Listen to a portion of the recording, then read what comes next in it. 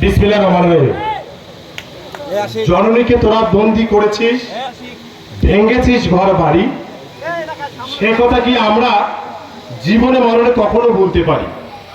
সংগ্রামী সাথী বন্ধুগণ, আজ ভোটবাড়ি বিএনপি কর্তৃক আয়োজিত বিশাল এই কর্মী সভায় প্রধান অতিথি হিসাবে উপস্থিত আছেন মা মাটি মানুষের জনপ্রিয় জননন্দিত জননেতা কালীগঞ্জ উপজেলা বিএনপির সংগ্রামী আহ্বায়ক বারবার নির্বাচিত চেয়ারম্যান জনাব জাহাঙ্গীর আলম মহোদয়।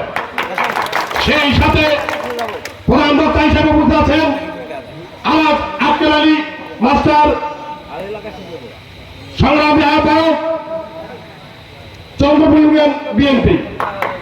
উক্ত সভায় সভাপতিত্ব করছেন আমার আস্থাভাজন প্রিয় ব্যক্তি, প্রিয় মানুষ জনাব শহীদুল ইসলাম, আহ্বায়ক বোমবাড়ি ইউনিয়ন বিএনপি।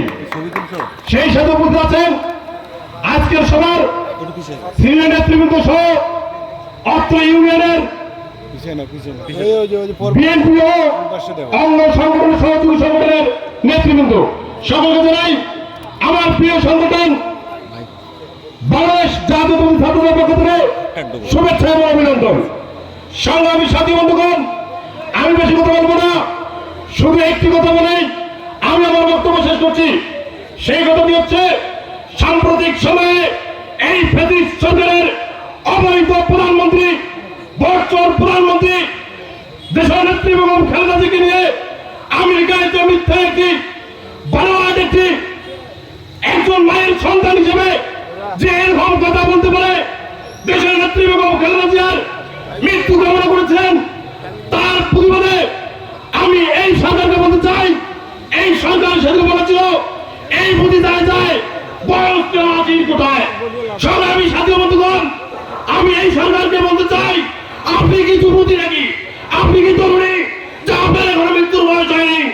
শুধু আমাদের দেশের নেত্রী, বাংলাদেশের গণতন্ত্রী মানুষের মা দেশের নেত্রী বেগম খালেদা জিয়ার যদি মৃত্যুর বয়স হয়ে থাকে, আপনি তো তার থেকে মাত্র 2 বছর ছোট, তাহলে আপনারও তো মৃত্যুর বয়স হয়েছে। আমি আহ্বান করছি, অনতি বিলম্বে এই রকমের মিথ্যাচার বানোয়াট বক্তব্য বাংলাদেশের একজন অবৈধ হন আর বৈধই হন প্রধানমন্ত্রীর মুখ থেকে বাংলার মন কথা করে না। এই বলে আমি আমার সংক্ষিপ্ত বক্তব্য এখানে শেষ করছি। বাংলাদেশ জিন্দাবাদ, শহীদ জামানত, খালেদা জিয়া জিন্দাবাদ, আগামী রাষ্ট্রনায়ক জনাব তারেক রহমান জিন্দাবাদ, আমাদের উত্তর বাংলার নবপুরুষ জনাব আব্দুল কাদের ভাই জিন্দাবাদ, জাহাঙ্গীর ভাই জিন্দাবাদ। ধন্যবাদ সকলকে।